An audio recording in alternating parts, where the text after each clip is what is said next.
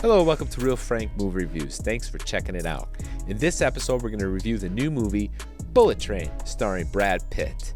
My guest reviewer and I will be talking about some of the spoilers in this movie, so if you haven't seen it yet, pause, come back, and check out this episode. We're going to break this movie down, our favorite parts or least favorite parts, and discuss maybe this is two separate movies? All that coming up next. Real Frank.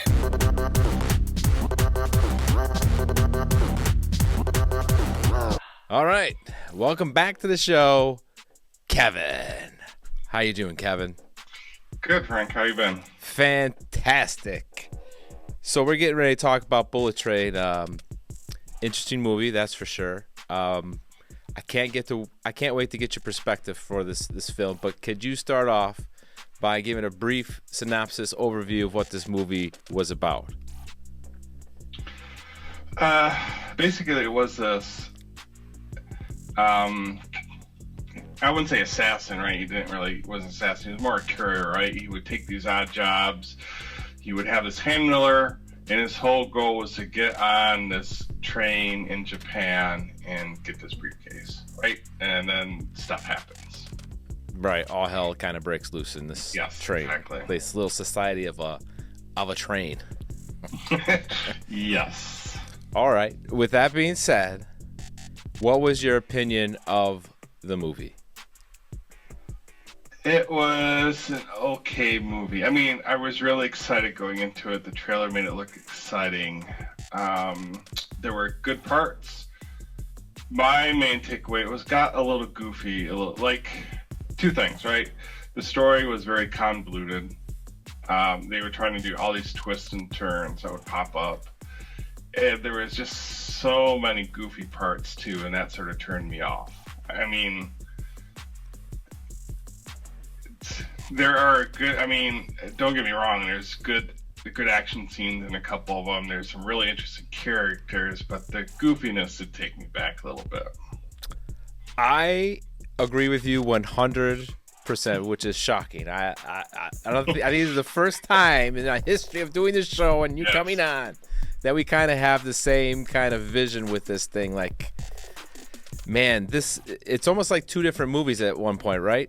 That's how I felt. Like the beginning, you felt like you were watching like a John Wick kung fu type of movie with all the fighting stuff on this train.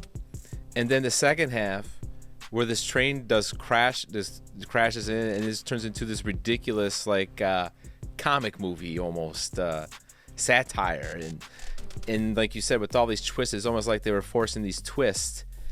It's just frustrating because the cast was great, the acting was good, it just had so much potential. They had these star actors, and then for some reason they decided to fuck it up. Yeah, I mean, it was weird too. There were parts of the movie that I thought were cool, and I really started getting into the third act, and then they crashed the train, and I was like, "What are you doing?" Right? So, yeah, I mean, the one scene that was cool in the train crash for me, even though I hated that entire idea of the way they went about doing that, was when they show Brad Pitt like floating through the train. That was kind of funny and cool. But at the same time, I didn't think it was a movie for that like scene. Like it didn't like. I mean, kind of went in with the whole ridiculousness of the train crash, but yeah, I don't know what they were thinking. I mean, up until that point, I don't know. It was like they did this whole luck thing through the whole movie, right? So it was like at the beginning of the movie saying I'm bad luck, and then maybe it was to show he had good luck. I have no idea what was going on with that part, right? Because it was I know you're a big like. You hate it when it's fake CGI. That scene just looks so fake, right? Just the way he was going through everything. Right, correct. So. Exactly. So in reality, he thinks he's got bad luck, but he has the best luck of them all because he avoids dying so many times and all these situations, and he seems to come out, not unscarred, but in pretty good shape compared to the counterparts. So the irony is, he doesn't think he has good luck, but he actually has the best luck of all these assassins on this train. Right. So the fight scenes were really cool. I mean, there were some really great fight scenes, which is so frustrating with this movie because you're like, oh my god, the detail and the fight scenes were great, and then they got to destroy with this stupid ending. So I sort of want to talk. I mean, I think what makes the movie interesting. I mean, I know it's not a perfect movie. It's not. I wouldn't even call it a great movie. It's watchable, right? Mm-hmm, You consider it's a watchable movie. It's the characters, I think, that make this movie watchable. For sure, the acting and the characters, because they were very good characters. I will say this: the princess, I hated that bitch. I couldn't. I hated her. I don't hate the actress. The actress did a fantastic job of playing this character as a princess, this crazy girl who could cry on the spot and was really evil. But the character itself, oh my god, I wanted to kill her myself. She did such a good job with the character that I ended up really, really hating that character. Yeah. So what did you think of Brad's Pitt performance? I had no problem with it. I thought he did a good job as like this dorky guy, like this dorky guy who is kind of an oddball kind of guy. Like he's not a true. He doesn't come across as this badass assassin. He's just like this quirky, I got bad luck, I'm never gonna be lucky kind of guy. That's kind of how I portrayed him. Did you ever get annoyed with some of the stuff he was? Some of the stuff he was doing was annoying to me a little bit, right? Sure. Like I'll give you a specific example. Like when he was about to get off the train, and then the twin came on, and he had this long monologue about rambling on about doors and portals and stuff like that. Yeah. That was a little annoying. Went a little on too long. The whole toilet scene could have got rid of too. Yeah, I mean, he was obsessed with that toilet. I don't understand it. That could have went. So, I mean, to me, it's like a typical, a Brad Pitt performance where he's just being smirky and whatever, right? I thought it was okay. I don't think it was one of his best performances. No, for sure. I mean, it just seemed like he was just doing this movie to have fun. Yes, exactly. The other thing, the fight scenes, we touched about a little bit. I thought they did such a good job with the fight scenes. I thought those were cool. I kind of almost had like like those old kung fu movies type of feel to it, with the way that the movements were. Yeah, I sort of want to build up to the last. So there were two scenes that really got me that I thought were really cool, right? Two fights. Before we go there, what were your thoughts on the twins? The twins part of it. The twins part, I didn't really care for the twins part of it, to be honest. I liked the characters of the actors that played the twins. I thought they did a good job, but the whole idea that they were twins, I mean, seemed ludicrous. I mean, I didn't really get that part. You know, I didn't think that was necessary. They could be best friends. Did you get that? Did you see the flashback when they were kids together? Yeah, where he gives them the necklace. One's watching TV or something, he gives them the necklace. So I guess the necklace symbols brothers in arms. Something like that. So the twins' dialogue, that was so like they were aping out like a Guy Ritchie type of movie or a Quentin Tarantino type dialogue. Yes. So that was interesting how they were just copying from other movies a little bit too, I thought. Right?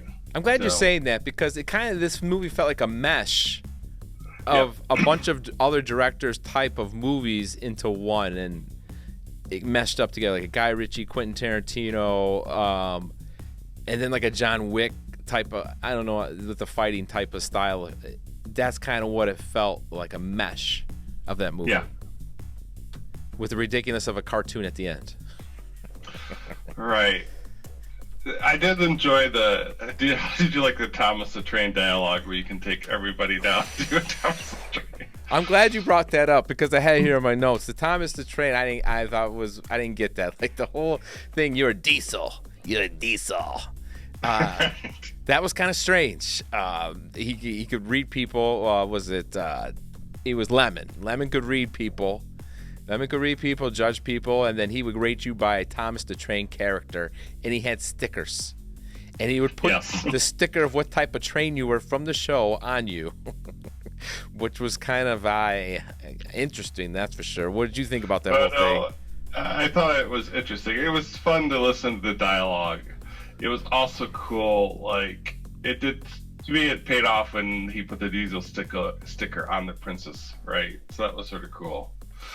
But it's just, I thought it was just a fun bit of dialogue. But again, it was trying to be like aping like a Guy Ritchie type of film, right? We got two English actors that just throwing back witty dialogue back and forth.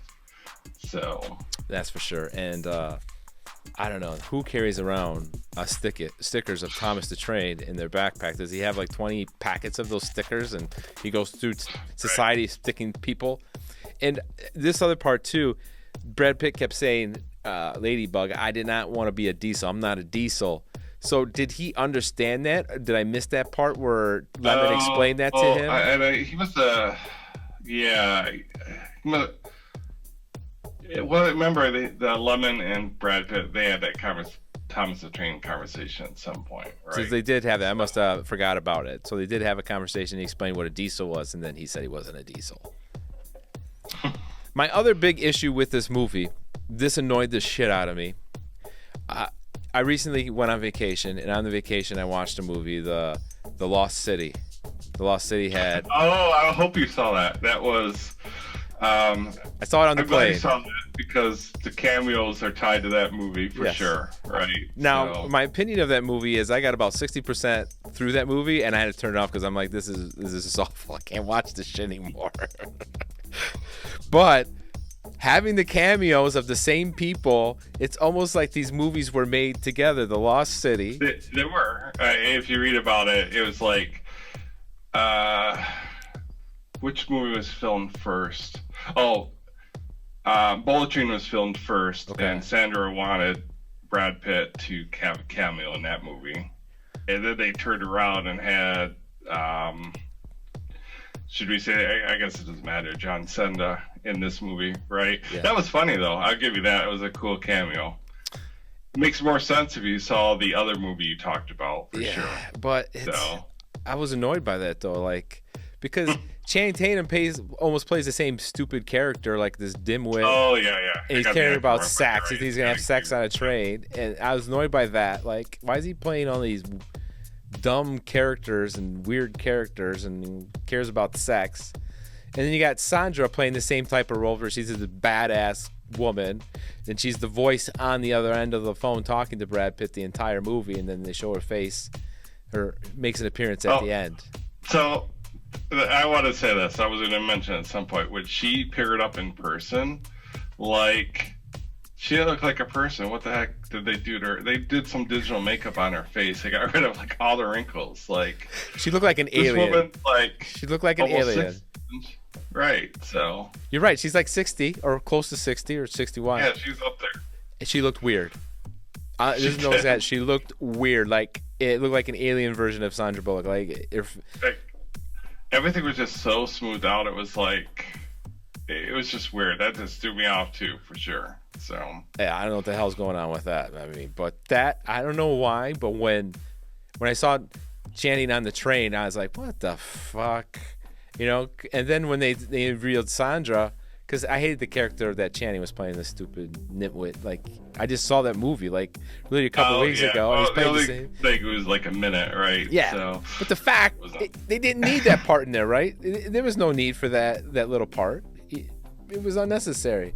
So that kind of put me in a bad mood. And then the whole end reveal that she was the voice. I'm like, oh, what's going on here? You know? And then I looked to see if these were the same directors. Like maybe he made. No. Nope, not even the same directors. So what about it? So, all right. The last thing I wanted to do was the other cameo. What did you think of the other surprise cameo? Is that the one of Michael Shannon? No, this is Ryan Reynolds. Ryan Reynolds. All right, yes, I'm glad you brought that up. That was so quick, right? Carver. So Ladybug is substituting for Carver. Carver's initially the one that signed the job. He backs out for whatever reason. And Brad Pitt, Ladybug, is the one assigned to the gig to grab the briefcase. And then they have like a flashback of what's his name? The White Death. wife is killed, and it's killed by Carver, who they show for a split second, very similar to Deadpool 2 with Brad Pitt. Oh, yeah, yes, exactly. I think that was the idea for sure. Right, and show for a quick second from an angle, so you're like, is that Ryan Reynolds? It kind of looks like Ryan Reynolds. Is it Ryan Reynolds? Boom, gone. Yes. Yes, so that was very interesting. What did you think about that? I thought it was fun. When I saw it at the time, I didn't realize it was. I forgot about the Brad Pitt Deadpool 2 cameo thing. So I just thought it was cool that the assassin was Carver was Ryan Reynolds, who was in there for like 2 seconds. 2 seconds. So it was like almost the similar thing that happened in Deadpool 2 with they show like Brad Pitt's face for a second and then it's gone. And no, that was fun. In the end, you look back and you find out that this director, I forget his name, David something, he made both. He directed both movies, so it must have been favors for both. Yes, exactly. Yeah. So I sort of want to talk next about the Wolf character. Yeah. I thought that was cool. Like, this movie plays a lot of flashbacks, right? You're going to have flashbacks of every character has this flashback, especially the twins that had multiple flashbacks when they were doing prior jobs. Like Brad Pitt had a flashback when he had run into Lemon and Lemon shot him a couple times during a mission, right? Yeah. Then what I really enjoyed was the Wolf flashback, where you saw this Mexican assassin, how he came from a child to he was on the verge of happiness when he was getting married, right? And then as everyone was wiped out. So right. And then he gets on the train, and then like 2 seconds later he's dead.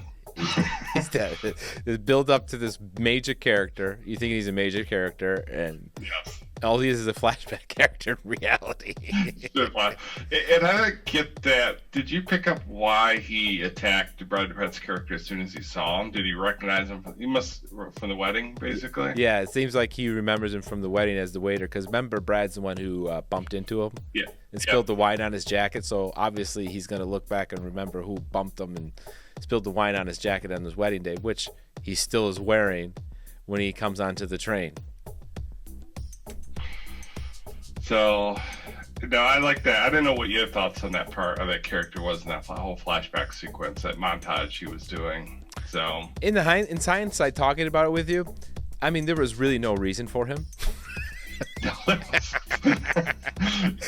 No, you could have got rid of him 100%. So it was just, I think it was an excuse to just do a cool flashback scene, right? Yeah. So, what do you think about the Hornet character?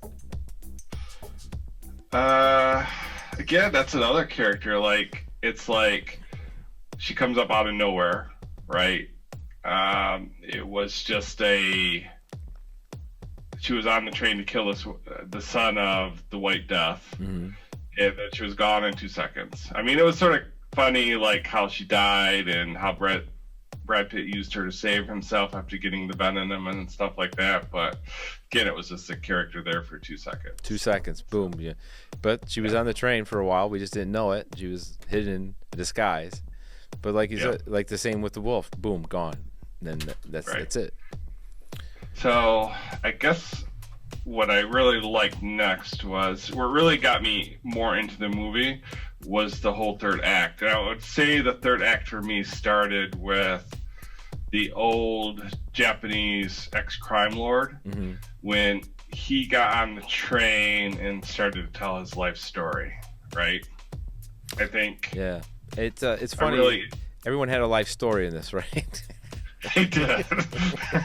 Exactly. So they did. So that for me that brought me back into the movie a little bit, because before that we had the twins fighting, right?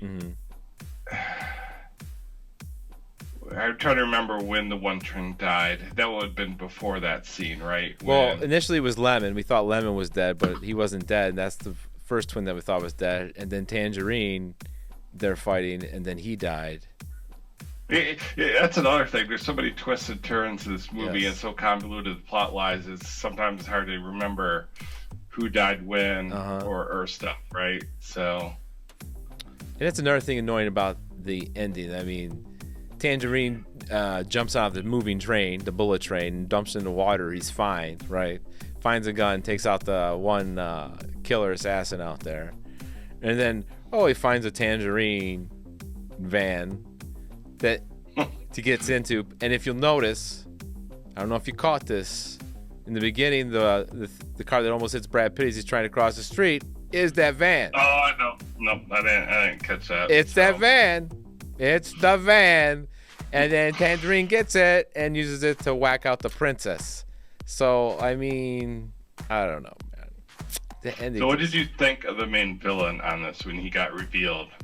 Michael Shannon at the end. I didn't know that was Michael Shannon. I had to watch the credits to see exactly who that was, right? So I'm a big fan of Michael Shannon, and I loved him being the villain. He's always a good bad guy. Yeah, no, he's always a good bad guy for sure. Yeah, no, I love that part. This is why I'm so frustrated with this movie. Like, I see how this could have been a badass movie, badass entertaining movie, and they fucked it up. They fucked it up. They tried to get too cute. Cute, too fancy. It seemed like they had to cram all this stuff into it rather than just going with one version or one way of this thing, but they had to cram all these different versions of other movies into this one film. Right. All right, so let's go ahead and rate this thing. Wait. Sorry, one question. Yeah. Before we rate it. So, you talked about you hated the princess. Yes. I didn't necessarily see. I'm usually good at picking this up. I didn't see the twist at the end when she was her daughter. It makes sense, right? Why she wants to kill him and stuff like that. What did you think of that? I didn't get the twist. I didn't see it coming either. I didn't see it either, but it explains why she wanted him dead. And he didn't really care. He's like, whatever. He hated his kids. Right, exactly. Not anything. So, okay.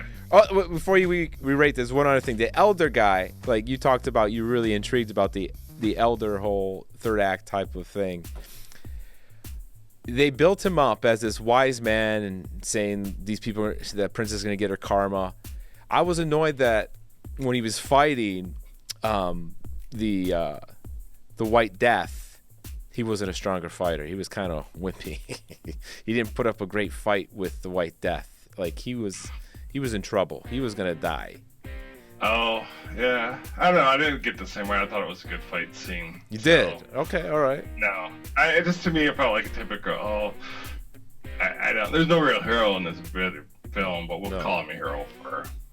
So it's like he was a hero that was fighting him, started to lose, and then he got the upper hand at the end, right? I think it was because the train crashed, basically. So right, it's because the train crashed. I don't know. And then Brad Pitt comes away with this little cut on his head after the train crash. It's just but he's got bad luck. Bad luck. Exactly. Ladybugs and bad luck. All right, so let's score this thing. Overall, 10 being the best, 1 being the worst. What do you rate this, Kevin? Well, I will tell it. So, I normally rate movies high. I'll say, because to me it's an average movie, well, I'll go 5.6, right? So 5.6 for Kevin. That's a pretty low one for you. I know. Wow. All right. For me, overall, I give this a 5.1. About right. I think that's about right.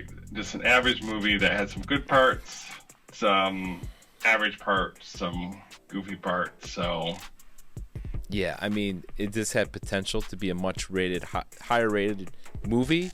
I could have rated it higher if the ending would have been completely different. Would you call like the fourth act, the whole train thing at the end? Sure. No, it's like, if you do, you got to stay around. I'm glad you stayed around to the mid credits to see that part of it, right? Yeah. So the fourth act, if they would have just did something, if they would have stuck on that same path, they could have had the same ending with White Death, the way that whole situation at the end. But the whole train crash was so unnecessary, and the way they did it was just ludicrous. Yes, 100% agreed. All right. So Kevin gives it a 5.6. I give it a 5.1. That's our review for Bullet Train. Thanks for watching.